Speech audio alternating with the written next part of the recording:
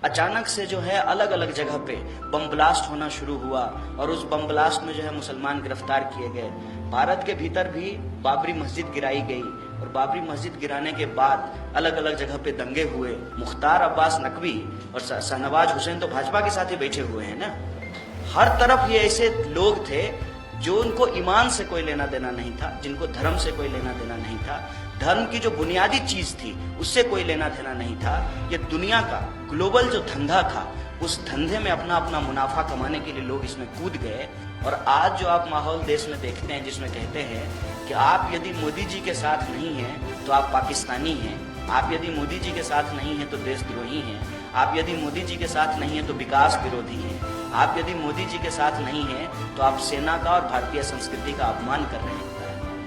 डर का धंधा इतना अच्छा होता है कि इसमें दोनों तरफ फायदा होता है, दोनों हाथ में लड्डू होता है।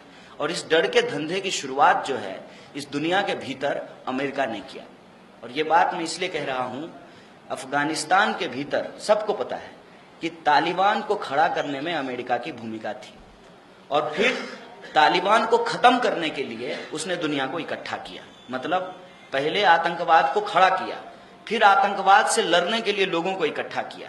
और आज जो आप माहौल देश में देखते हैं जिसमें कहते हैं कि आप यदि मोदी जी के साथ नहीं हैं तो आप पाकिस्तानी हैं, आप यदि मोदी जी के साथ नहीं हैं तो देशद्रोही हैं, आप यदि मोदी जी के साथ नहीं हैं तो विकास विरोधी हैं, आप यदि मोदी जी के साथ नहीं हैं तो आप सेना का और भारतीय संस्कृति का अपमान कर रहे हैं। ये क्यों कहा जा रहा है?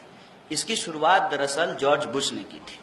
जॉर्ज बुश ने कहा था कि तालिबान के खिलाफ लड़ाई में, ओसामा बिन लादेन के खिलाफ लड़ाई में यदि आप हमारा साथ नहीं दे रहे हैं इसका मतलब आप आतंकवादियों का साथ दे रहे हैं। हकीकत क्या थी कि उस आतंकवादी संगठन को खड़ा खुद अमेरिका ने किया था। और इसके पीछे की पॉलिटिक्स क्या है? जब यूएसएसआर टूट गया तब अमेरिका के बहुत बड़े अर्थशास्त्रियों ने बैठा और कहा कि अब किस नाम पे धंधा करेंगे। अब तो रूस टूट गया, लेकिन ये हुआ कि अब रूस नहीं है तो किसके बहाने जो है रक्षा का बजट बढ़ाया जाएगा, डर का जो है धंधा कैसे किया जाएगा, हथियार कैसे बेचा जाएगा। तब दुनिया को एक दुश्मन की जरूरत थी। और उसी वक्त जो है हटिंगटन नाम का एक विद्वान हुआ। हटिंगटन ने कहा कि क्लैश ऑफ सिविलाइजेशन का होना बहुत जरूरी है।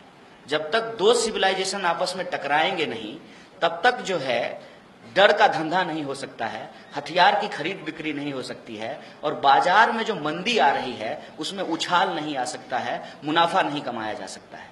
और उस थ्योरी को देने के बाद ही एक एक करके आप देखेंगे कि अलग अलग तरह के आतंकवादी संगठन अचानक से जो है अस्तित्व में आते हैं। अब आप देख लीजिए, ये इत्तेफाक नहीं है कि जब तक यूएसएसआर नहीं था तब तक कोई आतंकवादी संगठन नहीं था, जब यूएसएसआर था तो कोई आतंकवादी संगठन नहीं था, और जब यूएसएसआर खत्म हुआ तो अचानक से दुनिया में आतंकवादी संगठन पनपना शुरू कर दिए।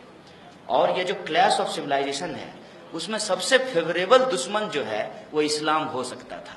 क्यों? इसकी दो वजह है। एक तो मुसलमान बहुत फेवरेबल दुश्मन हो सकता था क्योंकि वो संख्या वाइज लगभग बराबर था और पूरी दुनिया में मौजूद था। उसका डर जो है पूरी दुनिया को दिखाया जा सकता है। डराने के लिए भी तो कुछ ऐसा इतिहास होना चाहिए ना जिसको दिखा करके डराया जा सकता है। अब हिंदुइज्म का डर कैसे दिखाते हैं? एक ही देश में है तो पूरी दुनिया में तो इस पे धंधा नहीं हो सकता था। दूसरा जो सबसे इंपॉर्टेंट चीज है वो ये समझ लीजिए, जहां इस्लाम है इत्तेफाक से वहां तेल भी है। इस दोनों वजह ने क्या किया कि पूरी दुनिया में एक इस्लामोफोबिक नोशन की शुरुआत की। और रिलीजन जो इंटरप्रेट होता है कुरान के माध्यम से उससे बिल्कुल अलग एक अलग तरह के रिलीजन का इंटरप्रिटेशन लोगों के सामने रखा गया। और देखेंगे तब उसके बाद दुनिया भर में जो धारावाहिक बने उसमें जो आतंकवादी दिखाया गया वो जाली टोपी पहना हुआ, इतनी बड़ी बड़ी दाढ़ी, उसको आतंकवादी के रूप में प्रस्तुत किया गया। उसको देख करके लगता था कि ये जो ओसामा बिन लादेन का चेहरा है यही आतंकवादी का चेहरा है, यही आतंकवादी है। और देखेंगे सीरियल बने, फिल्में बनी, अखबार में भी जो फोटो आया वो उसी तरीके के बनाया गया। अचानक से जो है अलग अलग जगह पे बम ब्लास्ट होना शुरू हुआ और उस बम ब्लास्ट में जो है मुसलमान गिरफ्तार किए गए। भारत के भीतर भी बाबरी मस्जिद गिराई गई और बाबरी मस्जिद गिराने के बाद अलग अलग जगह पे दंगे हुए। दंगे होने के बाद जो है बम ब्लास्ट की घटनाएं हुई, फिर कुछ मुसलमानों को गिरफ्तार किया गया। और ये सारा जो खेल है, इस सारे खेल में हर तरफ के लोग शामिल थे। ये बात आप नहीं कह सकते हैं कि कुछ मुट्ठी भर मुसलमान इसमें शामिल नहीं थे, कुछ मुट्ठी भर मुसलमान भी इसमें शामिल थे। उसका उदाहरण आप आज भी देख सकते हैं। मुख्तार अब्बास नकवी और शाहनवाज हुसैन तो भाजपा के साथ ही बैठे हुए हैं ना। हर तरफ ये ऐसे लोग थे जो उनको ईमान से कोई लेना देना नहीं था, जिनको धर्म से कोई लेना देना नहीं था, धर्म की जो बुनियादी चीज थी उससे कोई लेना देना नहीं था। ये दुनिया का ग्लोबल जो धंधा था, उस धंधे में अपना अपना मुनाफा कमाने के लिए लोग इसमें कूद गए और एक पूरे के पूरे रिलीजन को क्रिमिनलाइज कर दिया गया। और इसके आधार पे जो ग्लोबल धंधा शुरू हुआ उसका रिफ्लेक्शन भारत में भी हुआ। भारत में भी यह बहस बहुत जोर पकड़ने लगी कि सारे आतंकवादी मुसलमान होते हैं। हर बम ब्लास्ट में कोई ना कोई मुसलमान गिरफ्तार किया गया। एक सवाल बस कोई जब आपको कहे तो आप पलट करके जरूर पूछिएगा कि बाबरी मस्जिद गिरने से पहले भी इस देश में ब्लास्ट हुए थे, क्या उसमें कोई मुसलमान था? आजाद देश में किसी हिंदू के द्वारा किसी हिंदू की हत्या की गई थी। नाथूराम गोडसे ने महात्मा गांधी को मारा था। जय श्री राम बोलने वाले ने हे राम बोलने वाले की हत्या की थी, वो तो कोई मुसलमान नहीं था। उसके बाद मुझे बताइए, जो आज कहते हैं आप मुसलमानों को कि आप पाकिस्तान चले जाइए, अगर उनको पाकिस्तान जाना होता तो 1947 में ही पाकिस्तान चले जाते।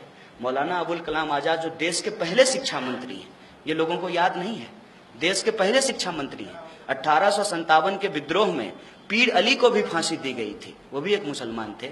और राम प्रसाद बिस्मिल एक ब्राह्मण के साथ एक मुसलमान अशफाक उल्लाह खां भी शहीद हुआ था, ये बात लोगों को याद नहीं है। देश के पहले शिक्षा मंत्री मौलाना अबुल कलाम आजाद ने जामा मस्जिद की सीढ़ी से तकरीर किया और कहा कि ये मुल्क हम सबका है, किसी के कहने पे हम कहीं नहीं चले जाएंगे। इस मुल्क की मिट्टी में हमारा भी खून पसीना है, हमारा इतिहास यहाँ से जुड़ा हुआ है। हम सारे के सारे लोग अरब से चल करके यहाँ नहीं आए हैं, हम यहीं पे पले हैं, बढ़े हैं। और उस धर्म की जो खासियत थी और जो पुराने धर्म थे जिसमें छुआछूत था, उसकी वजह से लोगों ने छोड़ करके इस धर्म को अपनाया है, क्योंकि ये पीस की बात करता है, बराबरी की बात करता है। मस्जिद में जो है ऊंच नीच नहीं होता है। इस आधार पे हम इस धर्म को अपनाए हैं, इसको छोड़ करके हम नहीं जाएंगे। और तब इस देश के मुसलमानों ने इस देश में ही रहने का फैसला लिया था। फिर से हिंदुस्तान पाकिस्तान किया जा रहा है, फिर से हिंदू मुसलमान किया जा रहा है, ताकि इस देश को एक बार फिर से बांटा जा सके। मैं आपको सिर्फ और सिर्फ ये बात याद दिला करके कि आपको डिफेंसिव होने की जरूरत नहीं है। आप संविधान को पकड़िए, उसके मूल्यों को पकड़िए, उससे ज्यादा रक्षा करने वाला आपका कुछ नहीं हो सकता है। उसमें जो अधिकार की बात की गई है उसको आपको पकड़ना चाहिए। और कोई अगर ये कहे कि आपको कुरान को मानना है कि संविधान को मानना है, तो आप साफ साफ कहिए कि हम कुरान भी मानेंगे और संविधान भी मानेंगे, क्योंकि हमारा संविधान हमको कुरान को मानने की इजाजत देता है। यही हमारे संविधान की खासियत है। इस तरीके की बात जो बोली जा रही है उस पर आपको डिफेंसिव होने की जरूरत नहीं है। और आप बताइए कि इस देश में 2 प्रधानमंत्री की हत्या हुई, किसी मुसलमान ने उनकी हत्या की? इस देश में गांधी की हत्या हुई, क्या किसी मुसलमान ने उनकी हत्या की? और आप कहते हैं कि मुसलमान के होने से जो है हमारा हक अधिकार छीना जा रहा है, तो उनको बताइए कि इस देश के भीतर मौलाना अबुल कलाम से जो है वो पहले शिक्षा मंत्री बने थे, उसके बाद कितने शिक्षा मंत्री मुसलमान बने हैं ये मुझे बता दीजिए। कितने एसपी और डीएम मुसलमान बने हैं ये मुझे बता दीजिए।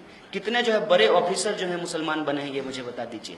मुसलमान तो वो काम कर रहा है जो काम आप नहीं करना चाहते हैं। मुसलमान पंचर लगा रहा है, अंडा बेच रहा है, काश्तकारी का काम कर रहा है, छोटे मोटे रोजगार कर रहा है, उद्योग धंधे कर रहा है, और अपना पेट पालने के लिए मुल्क को छोड़ करके दूसरे मुल्क में जाकर के नौकरी कर रहा है, गल्फ में जाकर के नौकरी कर रहा है। और आप कह रहे हैं कि मुसलमानों की वजह से हिंदुओं की हालत खराब हो गई है। ये एक गलत बात है और इस गलत बात पे आपको डिफेंसिव होने की जरूरत नहीं है, आपको ऑफेंसिव होना चाहिए। बस एक बात दिमाग में रखना चाहिए कि कोई भी कौम का रहबर बनकर के आए और ये कहे कि हम धर्म बचाएंगे, तो उनको भी आप बराबर जवाब दीजिए और कहिए कि हमारे अल्लाह के पास बहुत ताकत है, अल्लाह ताला हमारी रक्षा करेंगे। हमको धर्म बचाने वाला नहीं चाहिए, हमको वो चाहिए जो हमारे लिए तालीम की बात कर सके, हमारे लिए रोजगार की बात कर सके, हमारे लिए स्वास्थ्य सुविधाओं की बात कर सके, हमारे जो उद्योग धंधे हैं उसको बचाने की बात कर सके। हमको ऐसे नुमाइंदों की जरूरत है, अल्लाह हमारी रक्षा कर लेंगे, इसलिए हमको इस्लाम बचाने वाले की जरूरत है। ये बात दोनों तरह के लोगों को आपको साफ साफ जवाब देना पड़ेगा। तभी इस देश के भीतर जो अदराइजेशन का प्लान चल रहा है, जो मुसलमानों का घेटवाइजेशन का प्लान चल रहा है उसको हम काउंटर कर सकते हैं और हम कह सकते हैं कि संविधान ने हमको बराबरी का हक दिया है।